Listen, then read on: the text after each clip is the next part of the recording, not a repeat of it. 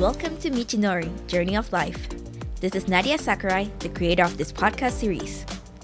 Every week, I'll take you along on a voyage filled with ups and downs as we listen to various people share their experiences of their careers and life endeavor. The voices you will hear are of those who have successfully found their calling, be it in the field of art or entrepreneurship.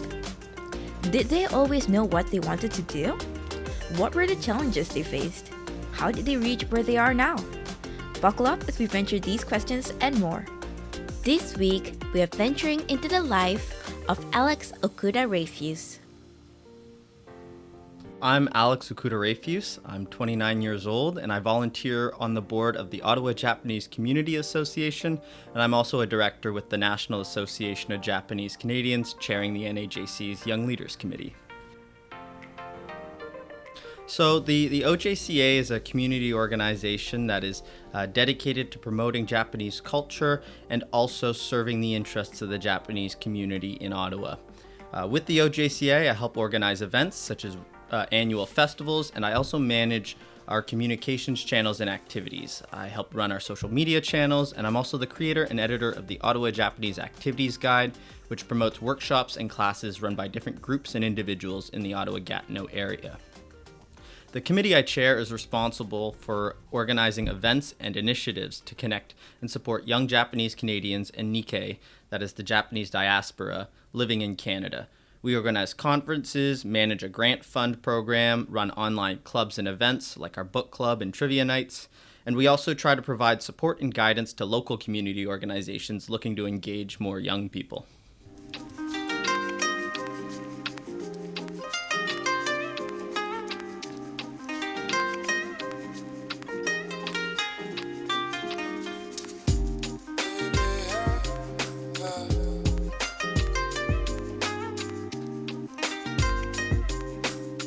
So I grew up a part of the Ottawa Japanese community. My mom was quite involved with the OJCA, so I got to participate in plenty of activities as a kid. The annual Mochitsuki. Mochi is this rice cake that you make by pounding rice until it forms this really sticky, gooey mass.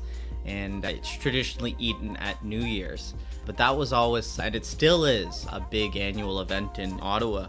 And that was always my favorite. There's doing crafts, little activities. I have a lot of good little memories from those community events. And then when I got old enough, I started to volunteer. My involvement with the board started in 2017 though. I just graduated university and I was back in Ottawa. And while I was away at school, I was able to stay connected to the Ottawa community through my mom. And I knew the OJCA was facing some challenges, just adapting with the times. And it meaning so much to me growing up, and there being so many hardworking people that I cared about. I wanted to help out, any way I could. That same year, I also had the opportunity to attend the NAJC's annual conference, which was being held in Ottawa. And that was an amazing experience. I got to meet Japanese Canadian people from communities across Canada. And even though I never met these people before, I felt a connection. We shared many experiences. And it was fascinating also to see where and how our experiences diverged. I also learned that many of these communities were facing the same challenges that the Ottawa community was facing. I wanted to get more involved nationally because, on the one hand, I met a lot of great people that I enjoyed spending time with, and, I thought it'd be fun to work with them. But also because I saw an opportunity to help strengthen the Ottawa community and the Japanese Canadian community as a whole. I think all communities have their own, unique characteristics. But the Japanese Canadian community was really shaped by the internment and the dispersal of Japanese Canadians following the Second World War. The internment robbed, the pre-war Japanese Canadians, my family included, of, a lot of the culture and the language. My mom, for example, my grandparents didn't teach her Japanese on purpose because they wanted to raise good Canadian kids. And that creates barriers within the community. The pre-war generations are definitely less connected to contemporary Japan. I'm Japanese Canadian, I'm not Japanese. But then you have newer immigrants who've come over since the war, And they have different interests. And sometimes when they come out to events, they're looking for people to speak Japanese with. And we're not always able to give that. I hope that at some point we can set up sort of a travel program for Japanese Canadians to get to experience Japan, get to go to Japan and tour around, because I know there's a lot of people in the community who've never had a chance to go. I want all the segments of our community to feel like they belong and they can come out to events and have a good time. And then, I think about my yet-to-be-born children and future generations of Japanese Canadians. I want them to be proud of their heritage. I want them to feel like they can call themselves Japanese and Japanese Canadians. So, yeah, I guess those are some of my goals there. But again, I want to see the Japanese Canadian community in a place where it can support other communities in their pursuits of justice and what challenges that they have, where our community members can get together and have a good time.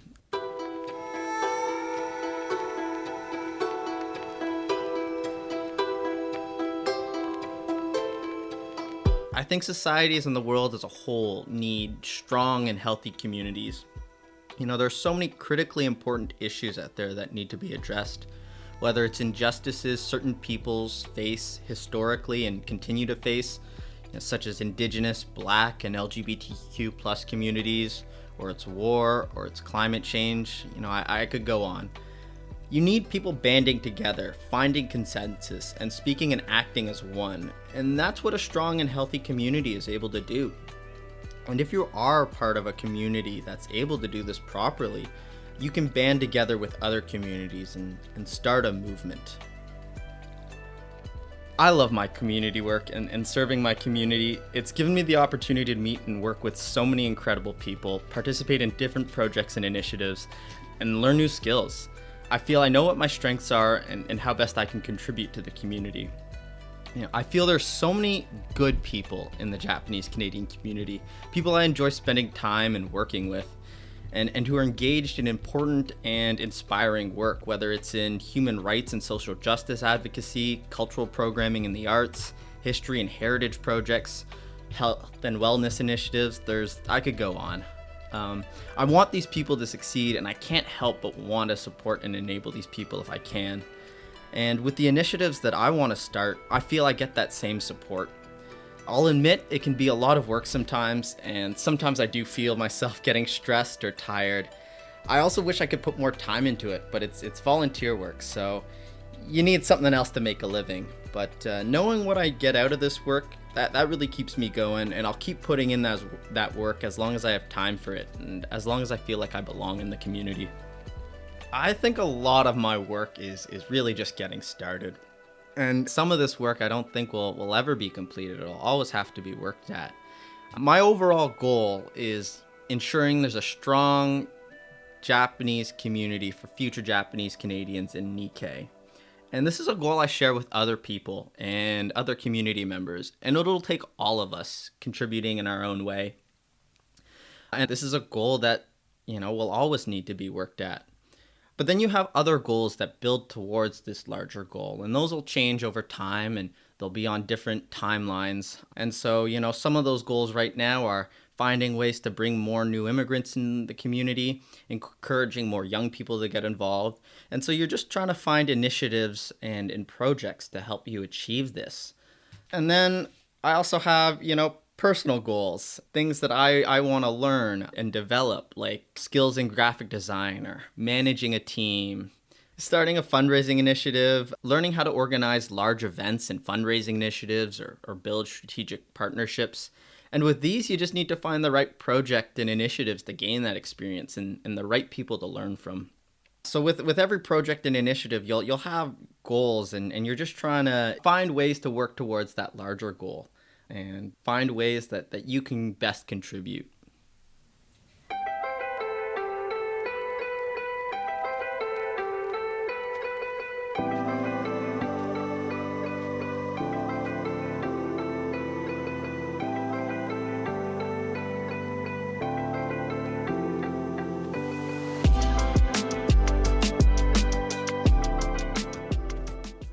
I think Right now, with the OJCA, a lot of the focus is more on the local community and cultural events. Human rights is one of the central pillars of the NAJC.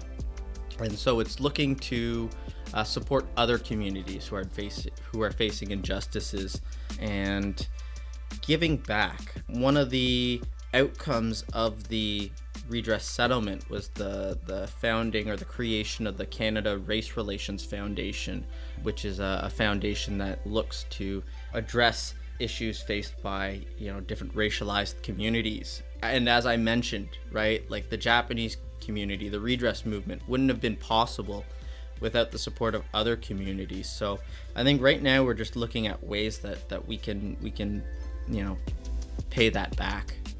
I think some of the challenges we're facing right now, bridging the gap with more of the newer immigrants, finding ways to better meet their needs and interests. A lot of the newer immigrants coming over are Japanese women who've married a Canadian man, but they'll still have family there parents who are getting older, so finding ways to support aging relatives abroad. Also, how to preserve and pass down, certain cultural and traditions and the language to their children. They also are sometimes less interested in the Japanese cultural stuff. They left Japan to move to a country to experience that country. So they want to learn English. They want to experience Canada and what it has to offer. I guess one of the challenges there is just kind of shifting our focus and finding ways to bring them in, despite sort of the gaps and the barriers that stem from the internment and stem from the dispersal of Japanese Canadians following the war. Also, some of the challenges I don't think are unique to our community. Adapting with the times. The world is so much more connected these days, and with everything online, there's so much noise out there that you have to compete with, and there are different skills that you need to have within your organization to cope in this new environment. And when you're a volunteer run organization, sometimes you just don't have those skills, especially the smaller community organizations. They have real challenges there. So I guess those are some of the challenges we're facing right now.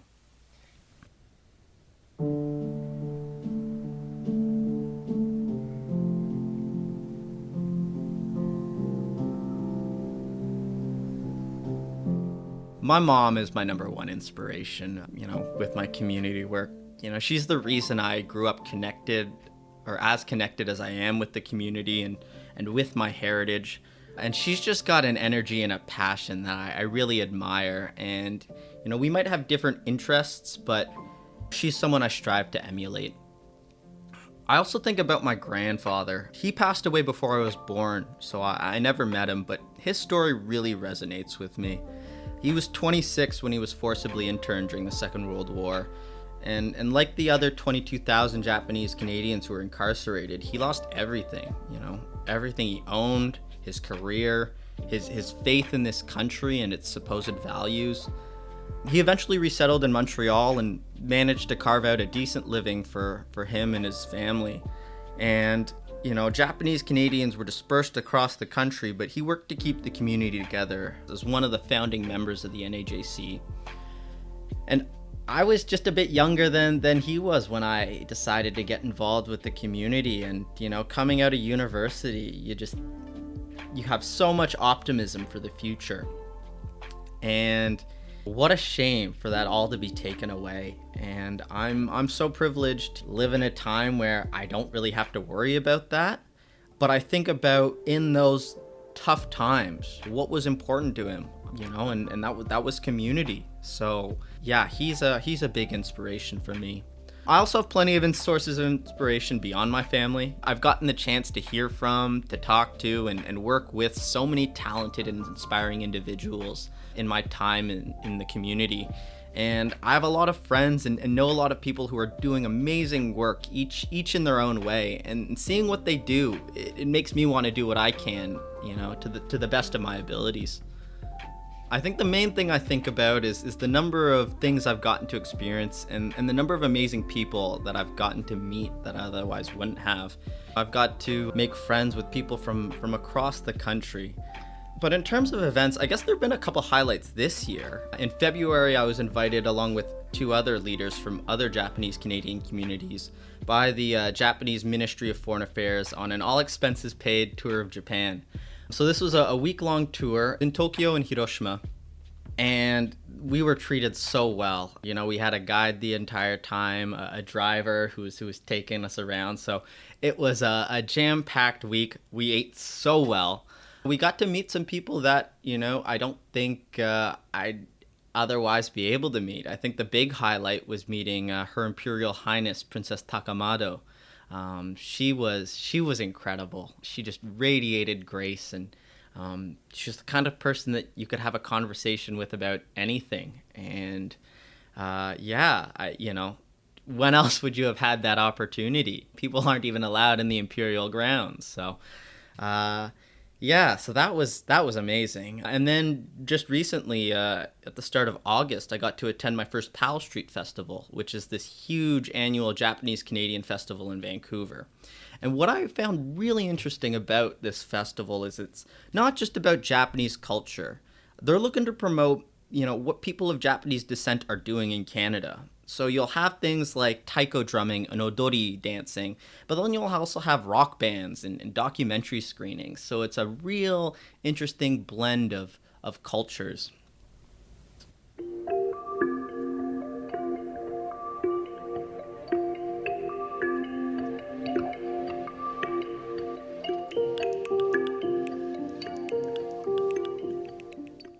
I think it's taught me a lot about myself, and it's given me the opportunity to grow as an individual. I work at a government job, and a lot of the skills are interchangeable. I think it's exposed me to different issues and different opportunities that I otherwise wouldn't have. So, you know, it's really about all these opportunities for growth. I think that's been the biggest impact for me.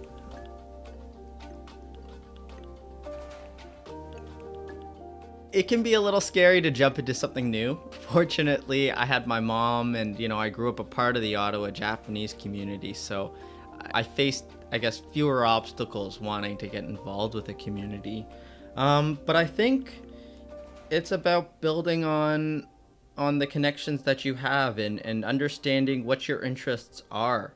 If there's a group that's dedicated to something that you connect to, just asking, you know, is there a way that I can get involved? I'd also encourage you to kind of express your interests and your skills and let them know what you can offer, because I think having a role and having a position that suits you is critical. I think any volunteer organization is looking for help. So, you know, if there's something that you feel a connection to or that you're interested in, just ask. See if there's an opportunity out there for you.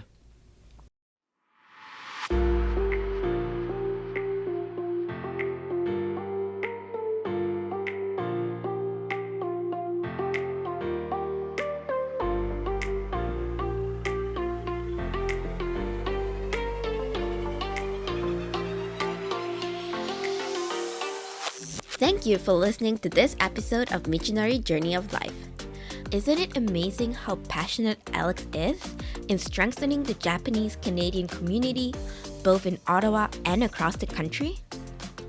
In this ever-changing environment, it's important more than ever to foster a strong bond and work together to make a change or maintain cultural traditions.